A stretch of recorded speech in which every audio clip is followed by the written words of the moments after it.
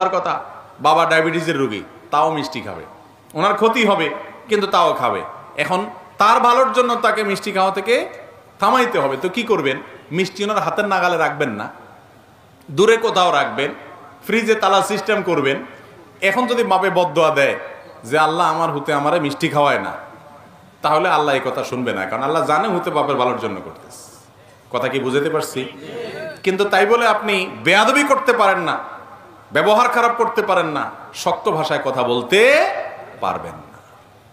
অনেক সময় রাগ করা যায় মায়ের সাথে, বাপের সাথে। সে রাগটা হয় মায়ার রাগ। কিরকম মায়ার রাগ?